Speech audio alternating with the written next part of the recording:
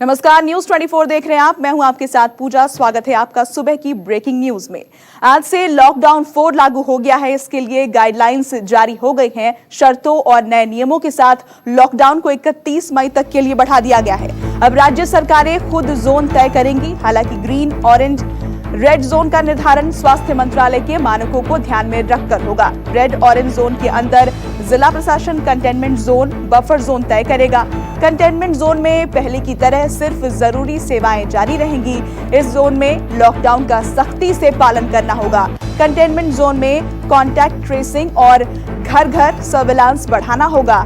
Lockdown में 4 में भी शाम 7 बजे से सुबह 7 बजे तक किसी तरह की आवाजाही पर पहले की तरह ही पाबंदी जारी रहेगी।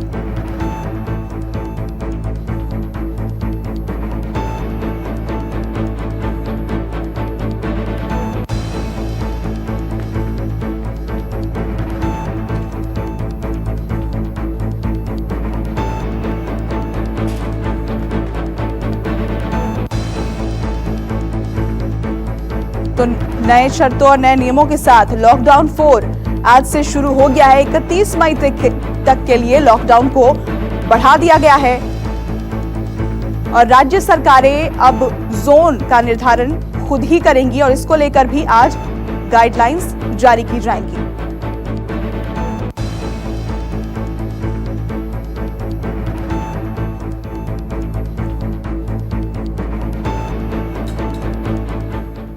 तो अब ये जान लीजिए कि आखिर लॉकडाउन 4 में क्या बंद रहेगा और क्या खुलेगा। सबसे पहले आपको बता दें कि मेट्रो और रेल सेवा बंद रहेगी। सामान्य हवाई सेवा भी संचालित नहीं होंगी। School, college, coaching, cinema hall, gym भी इस दौरान बंद रहेंगे। स्वास्थ्य सेवाओं में सहयोग करने वाले होटल के अलावा सभी होटल और रेस्टोरेंट बंद रहेंगे। हालांकि रेस्टोरेंट से होम डिलीवरी की सुविधा दी जा सकती है। हॉटस्पॉट इलाकों में सख्ती जारी रहेगी। लॉकडाउन 4 में सभी सामाजिक, सांस्कृतिक और धार्मिक कार्यक्रम प्रतिबंधित रहेंगे। वहीं मॉल्स को छोड़कर सोशल डिस्टेंसिंग के साथ दुकानें खुलेंगी। आपसी सहमति से एक राज्य से दूसरे राज्य बसें भी जा सकेंगी। सरकारें अपने स्तर पर फैसला कर राज्यों के अंदर भी बसें शुरू कर सकेंगी। स्पोर्ट्स कॉम्प्लेक्स, स्टेडियम भी खुल सकेंगे, लेकिन दर्शकों को इजाजत नहीं रहेगी। रेस्टोरेंट से आप सिर्फ होम डिलीवरी के लिए खाना मंगवा सकेंगे। होम डिलीवरी करने वाले रेस्टोरेंट को किचन शुरू करने की इजाजत लॉकडाउन 4 में रहेगी। तो राहत और पाबंदी के साथ लॉकडाउन 4 क्या खुलेगा, क्या बंद रहेगा, वो हम आपको बता रहे हैं। लॉकडाउन 4 को लेकर दिल्ली सरकार आज गाइडलाइंस जारी करेगी। मुख्यमंत्री केजरीवाल ने ट्वीट करके इसकी जानकारी दी। इससे पहले अपने एक ट्वीट में उन्होंने लिखा कि केंद्र के दिशा निर्देश काफी हद तक लाखों दिल्ली वासियों के सुझावों पर आधारित सरकार के प्रस्ताव के अनुरूप है। अगर कोरोना वायरस के मामले बढ़े तो हमने लॉकडाउन की अवधि का उपयोग अपनी स्वास्थ्य प्रणाली को तैयार करने के लिए किया है, लेकिन ये समय पाबंदियों में कुछ हद तक रियायतों का है। ये केजरीवाल का ट्वीट है जो हम आपको दिखा रहे हैं। केंद्र के दिशा निर्देश काफी हद तक लाखों दिल्लीवासियों के अनुरूप है। अगर कोरोना वायरस के मामले बढ़े तो हमने लॉकडाउन की अवधि का उपयोग अपनी स्वास्थ्य प्रणाली को तैयार करने के लिए किया है, लेकिन यह समय पाबंदियों में कुछ हद तक रियायतों का है। तो लॉकडाउन 4 पर आज दिल्ली सरकार गाइडलाइन जारी करने वाली है और दिल्ली से हमारे सहयोगी पवन मिश्रा हमारे साथ जुड़ गए हैं। पवन, लॉकडाउन 4 में दिल्ली वालों को कितनी राहत मिलने की उम्मीद दिख रही है? दिल्ली में रेड जोन है, उसके बाद जब रेड जोन था, फिर जब ये कहा गया कि कुछ इलाकों में इसमें छूट देनी चाहिए, तो आप सहज अंदाजा लगा सकते हैं कि सरकार ने यह भी कहा कि उनके पास पैसे नहीं है कर्मचारियों को वेतन देने के लिए, सरकारी कर्मचारियों को, जिसके बाद शराब के ठेके खोले गए। अब जो है नया जब लॉकडाउन हुआ है, 31 मई की बात जब हो रही है, उसमें अभी चर्चा करने का विषय जरूर है कि क्या कुछ जोन को ऑरेंज जोन में तब्दील किया जाए या कुछ जोन को ग्रीन जोन में तब्दील किया जाए। लेकिन ये पूरे परिवहन की अगर बात करें तो दिल्ली से अगर गुड़गांव आप जा रहे हैं या नोएडा जा रहे हैं या फरीदाबाद की तरफ जा रहे हैं या गाजियाबाद की तरफ जा रहे हैं, तो इन सभी जगहों के जो जिला मजिस्ट्रेट हैं, डीएम हैं, उनसे पहले तालमेल आपकी बैठानी पड़ेगी, क्योंकि गाजियाबाद के जिला प्रशासन ने साफ तौर पर कहा कि दिल्ली में सबसे ज्यादा जो है कोरोना के मामले हैं और दिल्ली से लोगों को गाजियाबाद नहीं आने दिया जाएगा, नोएडा नहीं आने दिया जाएगा, और जो लोग कामकाजी लोग हैं उनके लिए एक पास की सुविधा दी गई। तो हर तरह से यहाँ पर देखा जा रहा है। जब लॉकडाउन की बात हो रही है तो क्या अब सुविधा देने से क्या कोरोना के मामले रुक रहे हैं, थम रहे हैं? लेकिन नहीं, लगातार इस मामले में वृद्धि हो रही है। लोग कुछ समझ, प्रशासन ने साफ तौर पर पहले ही इंगित कर दिया है कि हमें कोरोना के साथ ही जीना होगा। यानी किस तरह से जीना होगा, क्या अभी तक कोई इसकी दवा भी नहीं आई है, तो हमें ये मान लेना चाहिए कि कोरोना अब हर जगह है, हमें वो डर को दूर करके घर से बाहर निकल लेना चाहिए। तो अगर अलग अलग जोनों की हम बात करें तो आज जो फैसला जो लेने का है कि क्या दिल्ली में बसें चलाया जा सकता है या नहीं चलाया जा सकता, मेट्रो की बात कही गई। हालांकि इस पर रोक तो भी रहेगी, लेकिन कुछ इलाकों में, जैसे सरकार ने कहा कि कंटोनमेंट इलाकों को छोड़कर जहां से यात्री बस की सुविधा दी जा सकती है, लेकिन कैसे दी जा सकती है, क्या उसमें सोशल डिस्टेंसिंग का पालन होगा कि नहीं होगा? लोग ऑड एंड इवन की बात कही गई कि ऑड इवन के हिसाब से जो है दुकानें यहाँ पर खोली जाएगी, तो किस तरह से खोली जाएगी, किस किस क्षेत्रों में खोली जाएगी, और क्या वहां पर इस भयंकर महामारी से बचने के लिए कोई कारगर उपाय होगा कि नहीं होगा? अगर अभी आप देखिए कुछ समय से पहले कि हम आपको बता रहे हैं कि कारपेंटर को अनुमति दिया गया, कुछ इमारतों को बनाने की जो है, जिस पहले से मजदूर रह रहे थे उसे बनाने का परमिशन दिया गया। लेकिन ऐसे कई दुकानें हैं जहां पर लोग ये कह रहे थे कि उनके पास अब खरीदारी नहीं है। और गाजीपुर मंडी की हालात को देखिए, जब वहां कोरोना के पॉजिटिव संक्रमित पाए जाते हैं तो मंडी को सील किया जाता है। तो क्या सरकार इसके लिए तैयार है या नहीं है, इस बात को लेकर के आज चर्चा होगी। और जो सीमा से सटे हुए राज्य हैं, जैसे अगर हम माफ कीजिएगा जो जिले हैं, गाजियाबाद की बात कर रहे हैं, नोएडा की बात कर रहे हैं, फरीदाबाद, गुड़गांव, इन सभी के साथ जो अधिकारियों के साथ ये कहा गया है, उनसे तालमेल करके ही परिवहन सेवा आप शुरू कर सकते हैं। और ये श्योर करना पड़ेगा कि पूरी जांच के बाद तो क्या ये संभव है, इतनी सारे किटी आपके पास है, अगर यात्री सेवा आप शुरू करना चाह रहे हैं तो कैसे आप शुरू करेंगे और कैसे इन लोगों को यात्री बस सेवा को करेंगे, इसके पूरा एक खाका तैयार करना पड़ेगा। क्योंकि एक अलग जो जोन, बफर जोन की बात यहाँ पर हो रही है, को उसको पहचान और उसको चेंज किया जाएगा, तो कैसे यहाँ पर किया जाएगा? तो सरकार के पास जो है कई सारी चुनौतियां हैं, उस चुनौतियों को कैसे ये सामने लाती हैं, ये भी देखने वाली बात होगी। जी पवन, आज गाइडलाइंस जारी होने हैं और ऐसे समय में जब केसेस जो हैं कोरोना वायरस के वो थमने का नाम नहीं ले रहे हैं और इकोनॉमी को रफ्तार देने के लिए राहत देनी भी जरूरी है जनता को, क्या लग रहा है, क्या प्लान हो सकता है सरकार का कि जिस तरह से केसेस बढ़ रहे हैं उसको भी कंट्रोल में किया जाए और जो आम लोग हैं, जो आम नागरिक हैं, जो इतने दिनों से अपने घर में बंद है और लगातार राहत का इंतजार कर रहे हैं, उनको भी कुछ सहूलियत मिल सके? बिल्कुल, आपको हम बता दें कि जो कोरोना वॉरियर्स के तौर पर जो हमारे डॉक्टर हैं, मेडिकल स्टाफ से, नर्स हैं, वार्ड बॉय हैं, ये लगातार संक्रमित हो रहे हैं। इनसे अब लोग, कई ऐसे मामले आप देखिएगा पिछले कुछ समय से सामने आया कि कोई डॉक्टर अपने सोसाइटी में जा रहा है तो उन्हें भी पीड़ा झेलने पड़ रही है। अगर आसपास का पड़ोसी भी कह रहे हैं कि आप हमारे सोसाइटी में नहीं आइए। जैसा आपको बता दें कि दिल्ली से ठीक सटा हुआ जो खोड़ा का इलाका है, और उस पूरे इलाके में 40 से अधिक कोरोना के मामले वहां पर सामने आए हैं। और सबसे बड़ा जो है इलाका खोड़ा जो है दिल्ली से सटा का है, जो कहा जाता है कि स्लम्स एरिया है। तो वहां स्थिति को संभालने में कुछ प्रशासन को समझ में नहीं आ रहा है वो क्या करेगा। हालांकि ड्रोन के माध्यम से लगातार यहाँ पर मॉनिटरिंग यहाँ पर हो रहा है। सबसे अहम सवाल यहाँ पर उठता है श्रमिक मजदूरों की, जो मजदूर लगातार ये मांग कर रहे हैं कि हमें जो है अपने घर पर छुड़वा दीजिए। गाजीपुर अगर बॉर्डर की बात करें, अलग अलग इलाकों की बात करें, आनंद विहार की बात करें, तो वहां पर लगातार यहाँ पर शालीमार बाग में भी एक फील्ड में मजदूर वहां पर इकट्ठा हो रहे हैं। तो क्या ऐसे सोशल डिस्टेंसिंग को लेकर के, क्योंकि ये भी बात सामने आई कि जो श्रमिक ट्रेन से जो मजदूर अलग अलग जगह पर गए वहां भी कोरोना था, कुछ 26 मजदूरों के भीतर जो है कोरोना पॉजिटिव पाया गया था। तो सबसे अहम सवाल है कि आखिरकार इसको कैसे रोका जाए। आपको हम बता दें कि दिल्ली में जो अलग अलग जो जिले हैं, एक आंकड़े बताते हैं कि 37% जो है झुग्गियों का इलाका है। अब जहांगीरपुरी अगर आपने सुना होगा, कई ऐसे इलाके दिल्ली का है जहां पर लगातार पॉजिटिव मामले सामने आए। तो सरकार के पास सबसे अहम चुनौती है, सबसे पहली बात कि मजदूरों को कैसे संभाला जाए कि लगातार भीड़ सड़कों पर आ रही है। फिर ये भी चुनौती है कि जो लोग घर से बाहर निकलना चाह रहे हैं रोजमर्रा के कामों में, जो अपनी ड्यूटी पर जाना चाहते हैं, उनको कैसे संभाला जाएगा, किस तरह से पास का वितरण यहाँ पर किया जाएगा। और वो जो लोग हैं जो डेली बेसिस पर काम करते हैं, जैसे ई रिक्शा जो चलाने वाले लोग हैं, जो ऑटो चलाने वाले लोग हैं, आखिर वो कैसे अपना जीवन पालन करेंगे? जो टैक्सी चलाते हैं जी पवन, तो तमाम चुनौतियां भी हैं, इंतजार फिलहाल गाइडलाइंस के जारी होने का है। बहुत शुक्रिया आपका इस जानकारी के लिए। उधर मध्य प्रदेश में राजधानी भोपाल के लिए भी गाइडलाइंस जारी की गई है। रेड जोन में शामिल भोपाल को कुछ राहत मिली है। कंटेनमेंट क्षेत्र के बाहर कुछ क्षेत्रों में गतिविधियों के लिए छूट दी गई है। कंटेनमेंट क्षेत्र को छोड़कर अशासकीय कार्यालय 33% स्टाफ के साथ खुल सकेंगे। इंडस्ट्री 50% स्टाफ के साथ खोलने की इजाजत दी गई है। वाहन रिपेयरिंग या स्पेयर पार्ट्स की दुकान सीमित संख्या में एसडीएम की इजाजत लेकर खोली जा सकेंगी। इंफ्रास्ट्रक्चर और कंस्ट्रक्शन एक्टिविटी शुरू हो सकेंगी, लेकिन श्रमिकों का कार्यस्थल या उसके आसपास रहना अनिवार्य होगा। पेयजल, sewage, patchwork, park, garden, road सबका काम हो सकेगा। कोचिंग संस्थानों को शर्तों के साथ 33% स्टाफ तक की उपस्थिति के साथ ऑनलाइन व्यवस्था के तहत इजाजत रहेगी। तो लॉकडाउन 4 को लेकर अलग अलग राज्यों में दिशा निर्देश जारी किए गए हैं।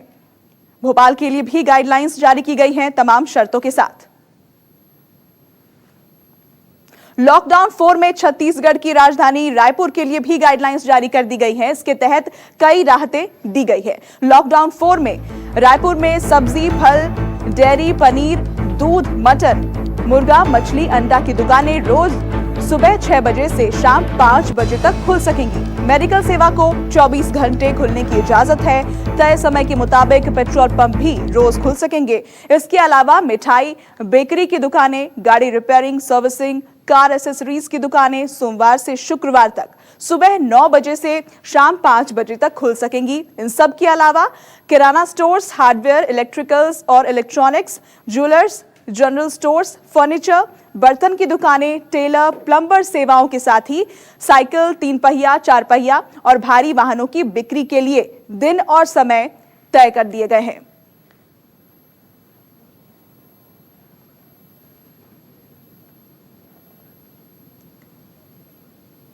केंद्र सरकार के लॉकडाउन बढ़ाने के ऐलान के बाद राज्य सरकारें अब गाइडलाइंस जारी करेंगी। दिल्ली के अलावा आज यूपी, महाराष्ट्र, पश्चिम बंगाल और राजस्थान में भी लॉकडाउन 4 को लेकर दिशा निर्देश जारी किए जाएंगे।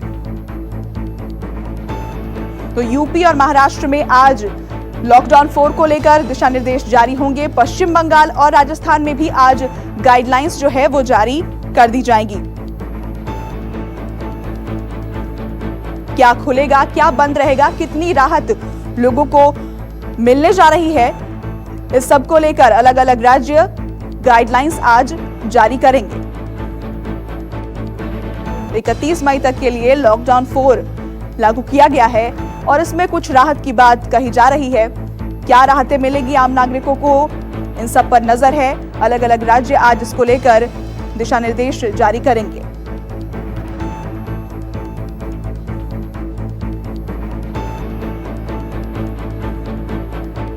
पश्चिम बंगाल हो, राजस्थान हो, यूपी हो, महाराष्ट्र हो, हर राज्य अपने अपने हिसाब से दिशा निर्देश जारी करेंगे। गाइडलाइंस जो है लॉकडाउन 4 को लेकर, क्या खुलेगा, क्या बंद रहेगा और कैसे लॉकडाउन 4 में लोगों को क्या राहत मिलेगी, दुकानें कितने बजे से कितने बजे के बीच खुलेंगी, कौन से क्षेत्र जोन्स में किस तरह से डिवाइड किए जाएंगे, इन सब को लेकर भी आज गाइडलाइंस जारी होगी। और लखनऊ से हमारे सहयोगी अशोक तिवारी हमारे साथ लाइव जुड़ गए हैं। अशोक, उत्तर प्रदेश में किस तरह की रियायतें मिल सकती है लोगों को, क्या उम्मीद है?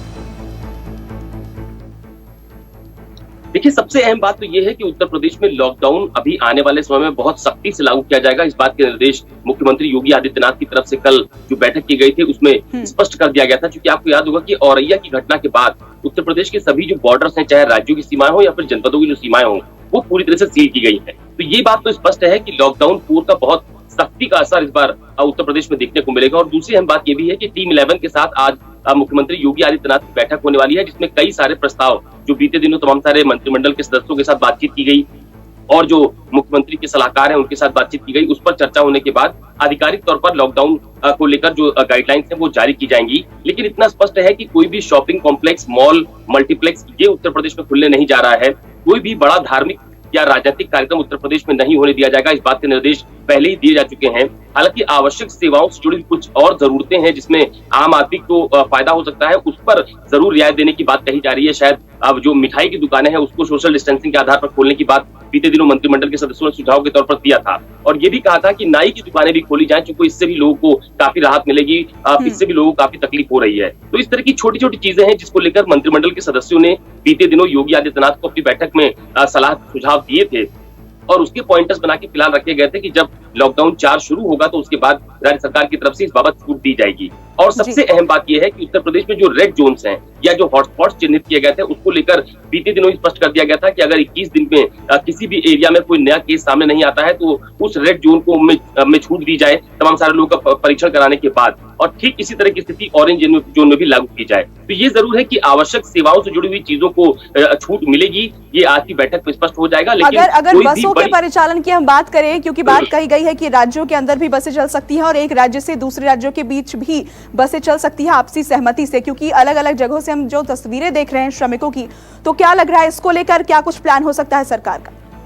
देखिए, बिल्कुल स्पष्ट तौर पे कल उत्तर प्रदेश में जो अपर मुख्य सचिव है अवनीश कुमार अवस्थी, उनकी तरफ से प्रमुख सचिव परिवहन को एक पत्र भी जारी किया गया है इस बाबत की अभी तक हम लोगों ने सरकारी परिवहन सेवाओं के माध्यम से तमाम सारे श्रमिकों को उनके घरों तक पहुंचाया है, लेकिन 200 बसों की अतिरिक्त व्यवस्था करने के लिए कहा गया है कि हर जनपद में 200 अतिरिक्त बसें हमेशा तैयार रहें, आवश्यकता पड़ने पर उनका इस्तेमाल श्रमिकों को उनके घर पहुंचाने के लिए किया जाएगा। दरअसल ये स्पष्ट हो गया है कि उत्तर प्रदेश में जो परिवहन सेवाएं हैं उसमें थोड़ी बहुत छूट दी जाएगी। आपको याद होगा कि बीते दिनों जो एमडी थे यूपी परिवहन निगम के, उनकी तरफ से जो ग्रीन जोन है वहां पर अपनी नजर बनाए रखिए। फिलहाल बहुत शुक्रिया आपका इस अपडेट के लिए। और वंदे भारत मिशन के तहत आज पश्चिम बंगाल के लोगों को बांग्लादेश से कोलकाता लाया जाएगा। एयर इंडिया के विमान से आज 169 लोग कोलकाता पहुंचेंगे। बांग्लादेश के 18 अलग अलग जिलों से ये लोग ढाका से कोलकाता लाए जाएंगे और फिर पश्चिम बंगाल के 20 अलग अलग जिलों में जाएंगे जहां के वो रहने वाले हैं। दरअसल ये पश्चिम बंगाल की शिकायत का असर है जिसमें उसने विदेश से अपने यहाँ के लोगों को नहीं लाए जाने का आरोप लगाया था।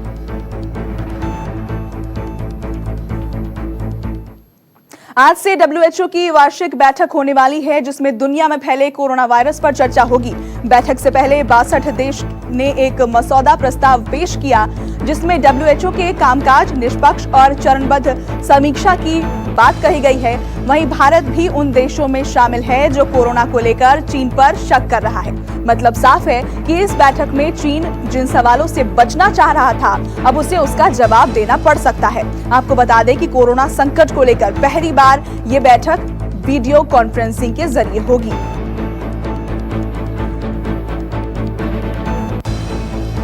उधर यूपी के कुशीनगर में एक और बस हादसा हुआ है। मजदूरों से भरी एक प्राइवेट बस ट्रक से टकरा गई जिससे दर्जन भर प्रवासी मजदूर गंभीर रूप से घायल हो गए। बताया जा रहा है कि नोएडा से बिहार के भागलपुर जा रहे थे ये सभी मजदूर। हादसा पठेरवा थाने के NH-28 पर डुमरभार के पास हुआ। आपको बता दें कि रविवार सुबह भी एक बस हादसे का शिकार हुई थी जिसमें करीब 12 प्रवासी मजदूर घायल हुए थे। महाराष्ट्र में कोरोना का संक्रमण फैलना जारी है। 24 घंटे में यहां 2347 केस सामने आए हैं जबकि 63 लोगों की जान चली गई है। इसके साथ ही राज्य में कोरोना संक्रमितों का आंकड़ा बढ़कर 33,053 पर पहुंच गया है जबकि मृतकों की संख्या 1,198 हो गई है।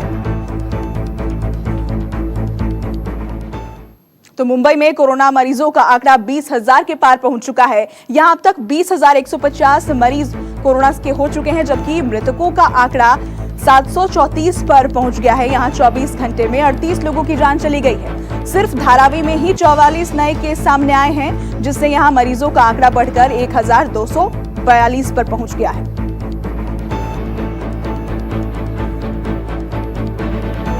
और मुंबई से हमारे सहयोगी विनोद जगदाले हमारे साथ लाइव जुड़ गए हैं। विनोद, लगातार चिंता का सबब जो है मुंबई में, महाराष्ट्र में बना ही हुआ है।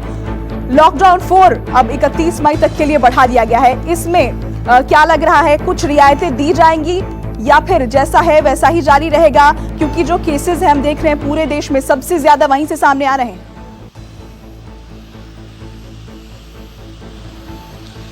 देखिए, मुंबई और महाराष्ट्र की अगर बात करें तो दिन ब दिन यहाँ पर लगातार कोरोना पॉजिटिव के मामले बढ़ते जा रहे हैं और रोज एक नया कीर्तिमान सामने आ रहा है, एक नया रिकॉर्ड बनता हुआ देख रहा है मरीज बढ़ने का। आपने पिछले 24 घंटे में भी देखा होगा कि कितने ज्यादा मरीज मुंबई और महाराष्ट्र में यहाँ पर बढ़े हैं। लॉकडाउन 4 शुरू हो चुका है। अगर मैं आपको बताऊं कि देश में सबसे ज्यादा आर्थिक नुकसान किसी राज्य ने उठाया है तो महाराष्ट्र है। तो लॉकडाउन 3 में कुछ उद्योगों को परमिशन जरूर मिली थी, लेकिन वो भी कम मजदूरों के साथ। अब लॉकडाउन 4 शुरू हो चुका है तो यहाँ भी उद्योग और व्यवसाय के लिए कुछ जगहों पर राहत जरूर देखने को यहाँ पर मिल सकती है। आपको तो पता है मेट्रो पूरी तरह बंद रहेगी, मुंबई की लाइफलाइन कही जाने वाली लोकल सेवा भी पूरी तरह ठप रहेगी। खासकर मुंबई, ठाणे, औरंगाबाद, पिंपरी चिंचवड, पुणे और नागपुर और नासिक, इन जिलों में लॉकडाउन पूरी तरह सख्ती से पालन वहां पर किया जाएगा। और यही ये वो महानगर है जहां से सबसे ज्यादा राज्य सरकार को कह सकते हैं कि उद्योगों से टैक्स के रूप में सबसे ज्यादा उन्हें यहाँ पर पैसा हासिल होता है। जिन इलाकों में मरीजों की संख्या कम है वहां पर कुछ राहत जरूर दी जाएगी। जो हॉटस्पॉट छोड़कर दूसरे अन्य इलाकों में भी अन्य सुविधा भी वहां पर शुरू हो सकती है। राज्य की स्थिति की अगर फिलहाल मैं बात करूं तो आर्थिक स्थिति फिलहाल खराब है। सबसे ज्यादा खर्च भी हो रहा है सिर्फ और सिर्फ इसी चीज के लिए कि इस कोविड-19 से कैसे राज्यों को बाहर निकाला जाए। हर तरीके से संभव कोशिश वहां पर हो रही है। हर 1-2 दिन में मुख्यमंत्री खुद उद्धव ठाकरे, मंत्रिमंडल के सहकारी हो, राज्य के तमाम बड़े अधिकारी उनके साथ इस खबर पर आप अपनी नजर बनाए रखें। बहुत शुक्रिया फिलहाल आपका इस अपडेट के लिए। और